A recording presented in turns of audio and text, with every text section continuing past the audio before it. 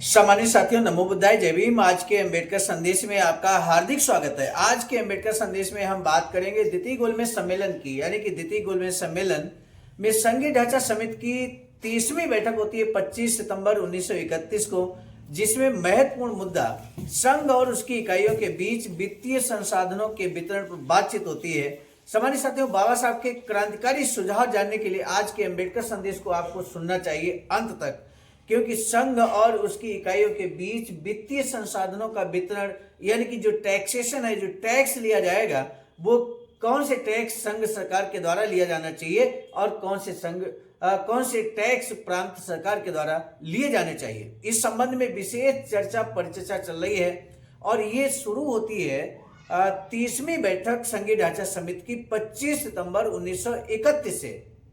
द्वितीय गोलमेज सम्मेलन में मत संख्या 4 में बात करेंगे संघ और उसकी इकाइयों के बीच वित्तीय संसाधनों का वितरण, जिसमें 30वीं बैठक से लेकर 33वीं बैठक तक ये चर्चा होती है।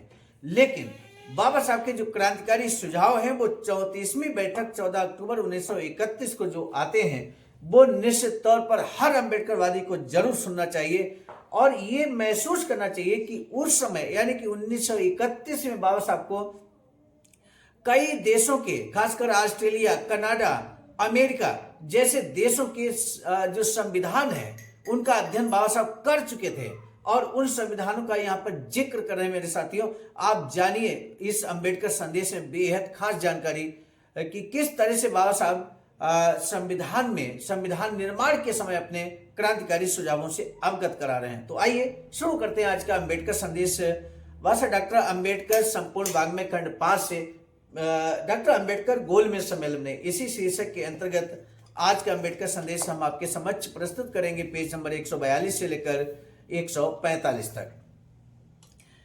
बादशाह कहते हैं कि माननीय मोहम्मद शफी ने जो मुद्दा उठाया, मैं उसे बहुत अहम मानता हूं। आशा है कि आप मुझे इस प्रश्न पर बाद में ही चर्चा करने का मौका देंगे कि संघीय संरचना उप समिति ने विषयों को केंद्रीय और संघीय रूपों में विभाजित करने का जो सुझाव दिया है उसे संविधान में शामिल किया जाना चाहिए। एक दूसरा सुझाव जो मैं आपके विचारार्थ प्रस्तुत करना चाहता हूं वह यह है कि क्या इस पर पहले विचार कर लेना और इसे बाद में वित्त उप समिति को भेजना उचित नहीं होगा। इस मामले पर आपको विचार करना है। मेरा ख्याल है कि यदि हम किसी निर्णय पर पहुंच जाएं तो ज़्यादा अच्छा होगा, चाहे इधर या उधर कि क्या हम संविधान में द्विभागीकरण की व्यवस्था रखें या यह अच्छा होगा कि हम इन विषयों को उप समिति को विचारार्थ सौंप दें। ये इतना विचार जो है बाबा साहब 30वीं बैठक जो 25 सितंबर 1931 को होती है मत संख्या 4 में, तो इतना विचार जो अभी हमने आपके समक्ष रखा, ये बाबा साहब ने समिति के समक्ष रखा। तो सम्मानित साथियों, लेकिन 34वीं बैठक, बीच की कुछ बैठक जो 31वीं और 32वीं 33वीं बैठक होती है, उसमें अन्य सदस्यगण विचार विमर्श करते हैं इसी मुद्दे को लेकर, लेकिन बाबा साहब उन बैठकों में शांत रहते हैं। लेकिन 34वीं बैठक में बाबा साहब से रहा नहीं जाता है और बाबा साहब चूंकि क्रांतिकारी जो सुझाव हैं वो यहाँ पर रखते हैं और आप जानेंगे इसमें कि किस तरह से बाबा साहब ने विभिन्न देशों के संविधानों का ऑलरेडी अध्ययन कर लिया था और उसका जिक्र यहाँ पर करते हैं बाबा साहब। तो आइए सुनते हैं क्या कुछ बाबा साहब ने यहाँ पर कहा है। मत संख्या 4 में संघ और उसकी इकाइयों में वित्तीय संसाधनों के वितरण के विषय पर संघीय वित्त उप समिति की रिपोर्ट पर बहस करते हुए बाबा साहब अपना जो जवाब लिखते हैं, वो आइए जान लेते हैं। बाबा साहब कहते हैं कि अध्यक्ष महोदय, हम लोगों ने वित्त उप समिति की रिपोर्ट पर बहस सुनी है जो पिछले 2 दिनों से चल रही थी। मुझे दुख है कि यह बहस बहुत कुछ नीरस और उबा देने वाली थी। इस उप समिति की सिफारिशों में से अधिकांश से मैं सहमत नहीं हूं, इसलिए मुझे इस बहस में भाग लेना पड़ रहा है। इस उप समिति ने पहली जिस समस्या पर विचार किया है वह संघीय सरकार और उसकी इकाइयों के बीच संसाधनों का विभाजन है। उप समिति ने जो सिफारिशें की हैं उन्हें तैयार करते समय उसे संघीय सरकार और उसकी इकाइयों के बीच संसाधनों के विभाजन को लागू करने के लिए कुछ सिद्धांत तय किए हैं। इन सिद्धांतों का रिपोर्ट इन सिद्धांतों का रिपोर्ट के पैरा 8 में उल्लेख किया गया है। इसमें यह सुझाव दिया गया है कि संघीय सरकार और उसकी इकाइयों के बीच राजस्व के आवंटन की उचित व्यवस्था यह होगी कि अप्रत्यक्ष कर संघ सरकार को और प्रत्यक्ष कर उसकी इकाइयों को दिया जाए। अब यह एक ऐसा सिद्धांत है जिसके बारे में मुझे आपत्ति है। इस बारे में मैं पहली बात तो यह कहूंगा कि यह एक ऐसा सिद्धांत है जिसका बिल्कुल भी कोई आधार नहीं है। मैंने अधिकांश संघीय सरकारों के संविधानों को बड़ी सावधानी से जांचा परखा है और मुझे इस सिद्धांत के लिए कोई प्रमाण नहीं मिला जो वित्त उप समिति की रिपोर्ट के पैरा 8 में बताया गया है।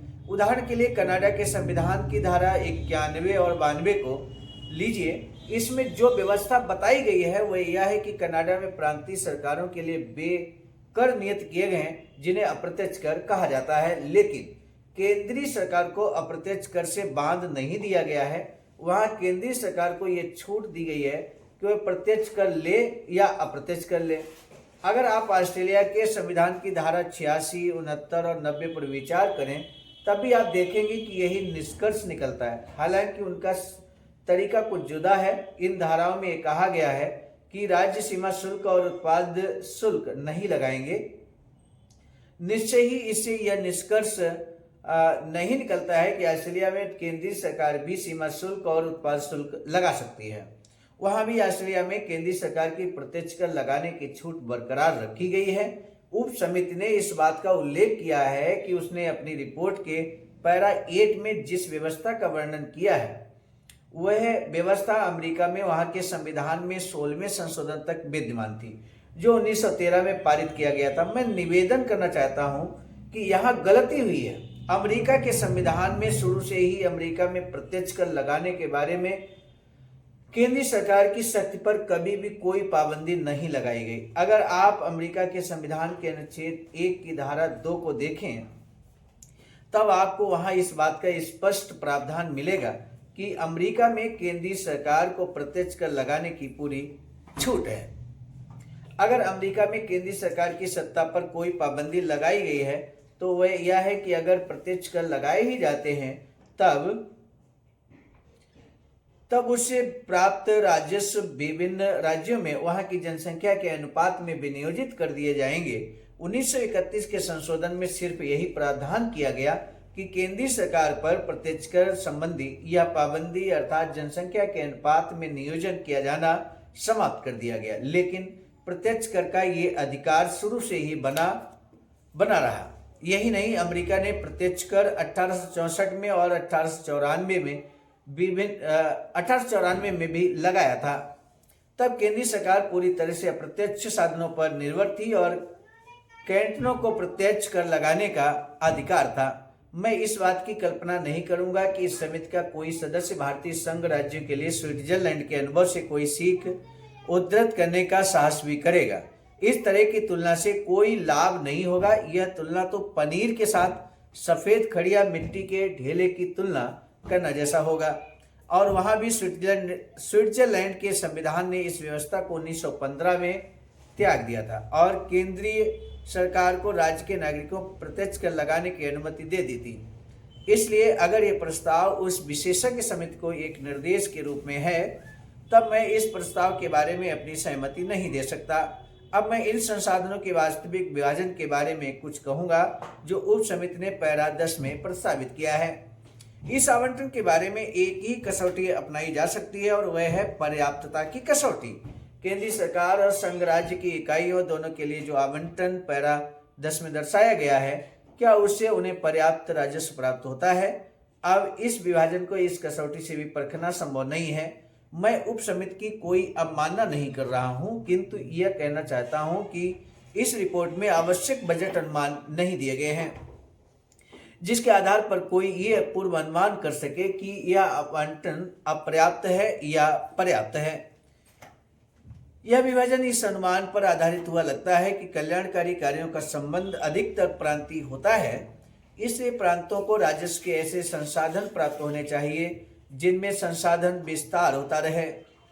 यह मुख्यतः सच भी है, लेकिन ऐसा प्रावधान करते समय मुझे ऐसा लगता है कि उन्होंने वित्तीय प्रणाली में संघ सरकार को राजस्व के पर्याप्त और विकासशील साधनों से वंचित कर दिया गया है। इस उप समिति की रिपोर्ट के पैरा 10 को लीजिए, जो प्रस्तावों का राजस्व पक्ष है। सबसे पहले राजस्व का स्रोत सीमा शुल्क बताया गया है। अब ऐसी बहुत सी बातें हैं जिन पर सीमा शुल्क का राजस्व निर्भर करता है। पहली बात तो यह है कि यह व्यापार में उन्नति या व्यापार में अवनति पर निर्भर करता है। जब अवनति होती है तब निर्यात भी घट जाता है, जनता की उपयोग शक्ति भी कम हो जाती है और इस सीमा तक आयात भी कम हो जाता है। इसका अर्थ है सीमा शुल्क के राजस्व में कमी। दूसरे राजस्व का ये स्रोत आमतौर पर टैरिफ की उस नीति पर निर्भर करता है जो आगे आने वाले वर्षों में अपनाई जाएगी। हो सकता है कि भारत में ऐसी पार्टी सत्ता में आ जाए जो पूर्ण संरक्षण पर विश्वास करती है और इस प्रकार बाहर से किसी भी ऐसी वस्तु के आयात पर रोक लगा देती है जो देश में बन रही वस्तु और उसके उद्योग से होड़ लगाती हो। अगर ऐसा होता है, अर्थात अगर घोर संरक्षणवाद की नीति के द्वारा आयात बंद कर दिया जाता है, तब सीमा शुल्क से प्राप्त होने वाला राजस्व तो बिल्कुल समाप्त हो जाएगा।